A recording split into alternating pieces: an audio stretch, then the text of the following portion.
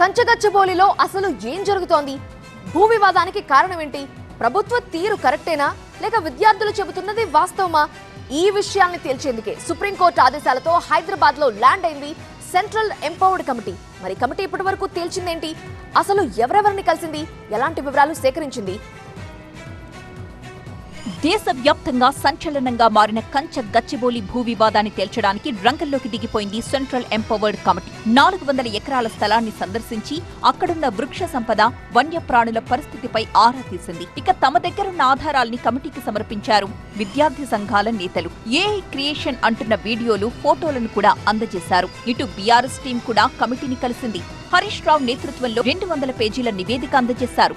మరి నేను రేవంత్ రెడ్డికి ఇవన్నీ తెలియ, నువ్వు ఆనాడు సెక్రటరియట్లో 5-10 చెట్లు కొట్టొద్దనే నువ్వు కేసులు వేసినోనివి. 1000 చెట్లు కొట్టడానికి ఏ అనుమతి లేకుండా నువ్వు ఎట్లా చేసినావు అంటున్నా. అంటే ఇది లెక్కలేని తరమా? ఇది బరి తెగింప? ఇది నేరపూరితమైన నిర్లక్ష్యం కాదా? అందువల్లనే కఠినంగా చర్యలు తీసుకోవాలి. తెలంగాణ బీజేపీ నేతలు కూడా ఎంపవర్డ్ కమిటీని కలిశారు. భూములను కాపాడాల్సిందిగా కమిటీని కోరారు. ముఖ్యమంత్రికి కనీస జ్ఞానం ఉందా అని చెప్పడుతా ఉన్నా. ఆనాటి ఆంధ్రప్రదేశ్ రాష్ట్రం వాటర్ చట్టం తెచ్చింది, వాటర్ ట్రీ ల్యాండ్ యాక్ట్ తెచ్చింది.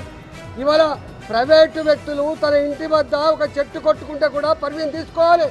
కానీ మరి నువ్వు 400 ఎకరాలలో కొన్ని వందల జింకలుండగా, కొన్ని వేల నెమలుండగా ఎవడప్ప జాగిరని చెప్పి చట్టం నీకు వర్తించదా? మొత్తంగా సిద్ధాంత దాస్ చైర్మన్ గా ఉన్న ఎంపవర్డ్ కమిటీ కంచ గచ్చిబౌలి భూములపై పూర్తిస్థాయి రిపోర్టును తయారు చేసి ఈ నెల 16న సుప్రీంకోర్టుకు అందించనుంది. ఇక చూడాలి కమిటీ ఏం తేలుస్తుందో.